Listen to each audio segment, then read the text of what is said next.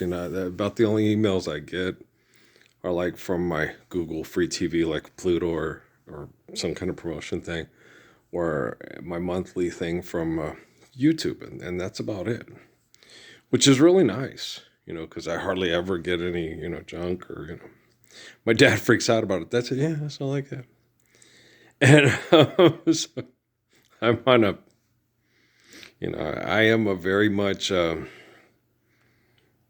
It's a lot of people don't. Yeah, no, I am literally like a political prisoner in the United States, ex-military. Um, was confronted by military scientists when my family was moved to Cochise County back from 2000 and like August 2008 till February 2011. Then I moved back here, and I've just been pretty much, had people, come and tell me things. Danny telling me, that I know this guy who's in the CIA and has pictures of Richard Milhouse Nixon and Kissinger in his house, and says, "You tell your Parsons, your boy Parsons, we could run him over in the parking lot of Best Buy if it didn't exist." And they think for some reason that I'm arrogant and cocky, and I'm like, people that desire to live the Lord's Prayer because it's right and will stand up for it without fear are not arrogant, cocky in the least. And people that think that the Lord's Prayer is wrong and they have the right to kill and fight over money because, it's like an inalienable God-given right. It's like, no, no. Okay. In order to appreciate the life given by the glory of God, you have to obey natural laws to sustain it. That's why the Lord's Prayer is so perfect. That's why I'm the living embodiment of the Lord's Prayer. So I know what kind of arrogant, pretentious, horrific, cocky, terrible people that I've lived around my whole life and that still deny me the beauty of life because of their selfishness. Okay.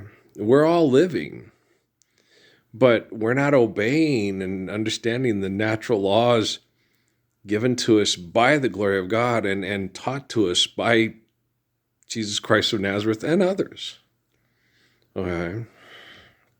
And murdering each other over money and deriving entertainment from that murder through philanthropy is not, the ways of Jesus Christ, the ways of Muhammad, Do you understand?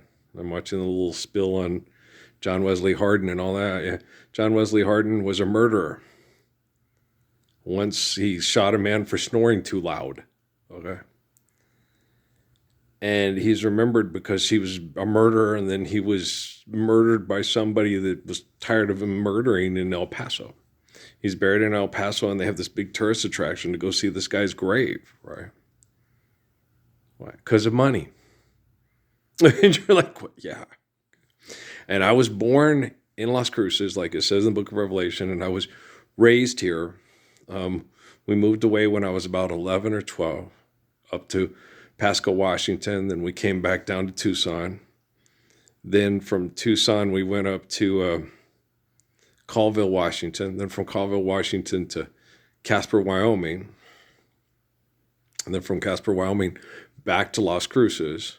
Then we went to Phoenix. And then, that was pretty much my trek with mom and dad. I was born and raised here in Cruces. We lived in Pasco, Washington for about 6 to 7 months. We lived in Tucson for about 9 months. Then we lived in Colville, lived there about 3 years. We lived in Casper for about 9 to 10 months. Then we came back to Cruces for about 2.5 years. And then we went to Phoenix, stayed in Phoenix quite a while until I joined the service. We went to Phoenix in 1984. And I left Phoenix in 1989. Okay, 1989 was it? So 5 years. It seemed longer than that. 5 years. It seemed longer that I was in Phoenix because I always sit there and I look at this. God, it seemed longer. From 84 to, because that 5 years, I think it's because I was older and I was driving and I was, doing the philanthropy stuff and moving around and hanging out with friends and doing the stupid things that we teenagers do and did in the 1980s in the United States. So it seemed longer. There was always something going on. We were always driving and going and partying and doing the things that when I worked at Phoenix Motor, every weekend we used to drive to California, just about, because we had the money. We were making over $10 an hour at a body shop at Phoenix Motor, and we had a car, and it's just, what the hell? Let's go to California. We did that like 3 or 4 times. Just get up and just go, and just get a hotel room and just go do crazy things and have fun. And you sit and look at it, and you're like, wow. You don't, when you're doing it, you don't think about it. Okay? You don't think about it. You don't think about that it's superficial and frivolous, and that in Mexico, children are living in the streets and they don't have indoor plumbing, and you don't think about that. You're just thinking you're superficial and you're frivolous, and you're just thinking about what a great time you're having driving around in your car trying to find a girl to have sex with that will bear you children and give you a life that's not as tragic as Grey's Anatomy, right? It's nuts. It's absolutely. You don't realize how insane it is until you sit and you look at what Jesus did at Calvary, and you look at what we've been doing ever since. Tippecanoe and Tyler 2, the rocket's red glare, the bombs bursting in air. It's like, what? Okay, so what? 54-40 fight, the Gadsden Purchase. And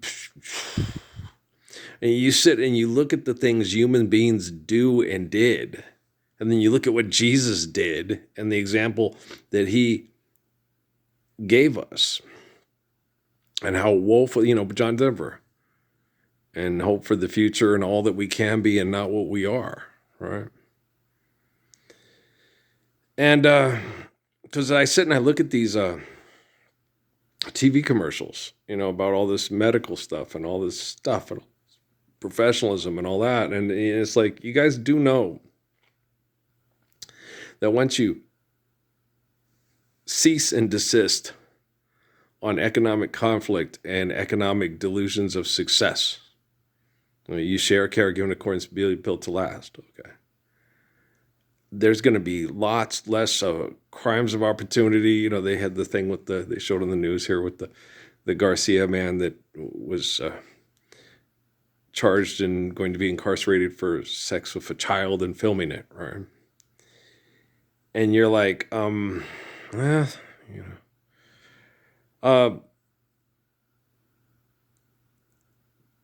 if that's happening with their own children, okay, how are we going to stop that in the future if we don't have debt and trespasses? Like, it's happening and we have debt and trespass. Okay, do you understand? Okay. So we cannot tell people you can't sexually reproduce. And we can't tell people how to parent, okay? And then enforce that on them through dictation and legislation with technology and money, right? All we can do is understand truth from lie, right from wrong, and good and bad. And then do our best to be as good as we can, and then be there, and be good and be right because of our truthful, faithful love for people that are denied it by people that just simply refuse to, protect the innocence of children. Because children, they're so cute, right? And they're so innocent. When you're a little kid, you do, trust me, when I was little, because of Life's Eternal, Grace is Infinite, I had a crush on Nichelle Nichols. It was before puberty, But, have you ever heard Kenny Gamble's Cowboys to Girls, Used to chase the girls and beat them up, and now I know girls are made for kissing. It's like, oh, no, I knew they were made for kissing from the time I never chased the girls and beat them up. No. I always knew. Okay. You know, I always knew I like dreaming because dreaming can make you mine. Right.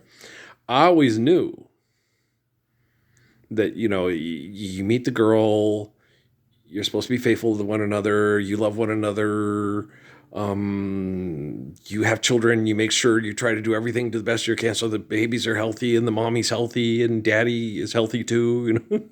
Because without daddy to help, mommy with the kids, that's not a good thing, right? And so I always knew this because life's eternal and grace is infinite. And I'm a human being, right? And so that was from the time I was a little kid. And, those dreams I had about my Yvonne DiCarlo that I was going to marry and stuff like that. I sit there and looked at it. I was 4 or 5. I was a little boy. I was a teeny little boy.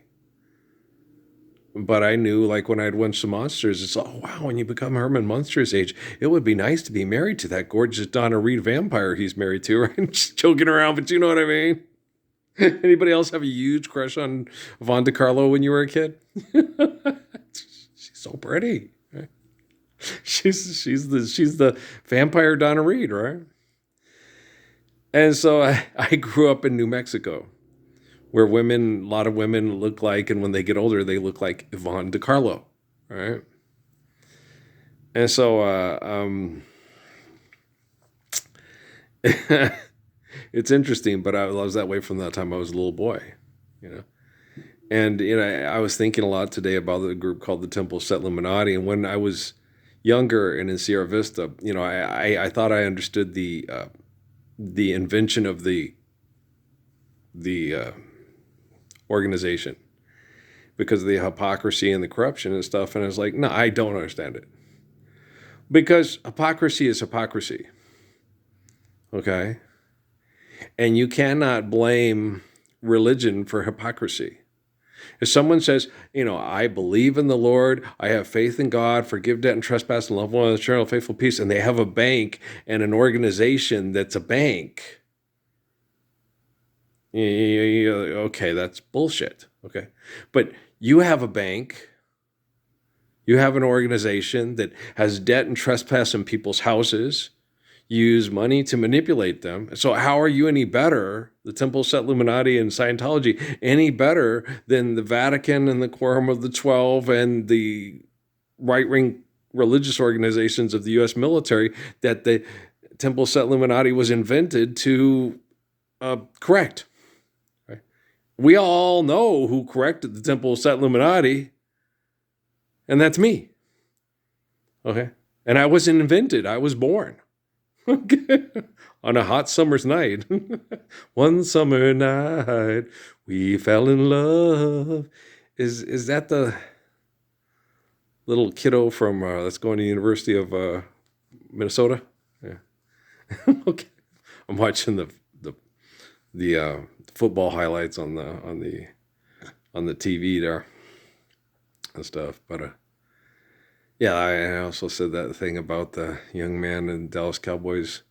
I think a lot of it probably had to do with the passing of his mother and the emotional strain, and he just, because of what you do to be successful, he never processed it, he never handled it, he never dealt with it. That happened with me. Yeah. I was sitting there and I was depressed one time, and I thought, why am I depressed? I'm a single dad. I know it's hard, but I love my son. It's just like, Earl, your mom died from cancer, and you knew it was heinous and disgusting, but yet you had to just keep going. I was like, oh gosh, that's not Confucius at all. No, it's not. Okay. And as you watch these genocidal operations on TV and these political games that they're playing with, oh, there's nobody coming to the border because the CIA is not pushing them that way. You got to understand, we're not on this planet alone, and everybody does their genocidal operations differently. So as we're dealing with quantum computing and artificial general intelligence, this isn't a one-size-fits-all, and this is real hard. You guys really gave me, with the people that are like me, eternally, a difficult situation to clean up because you're unwilling to get up and do the right thing. So we'll talk tomorrow. Be real nice if you got up tomorrow and did the right thing. We'll see.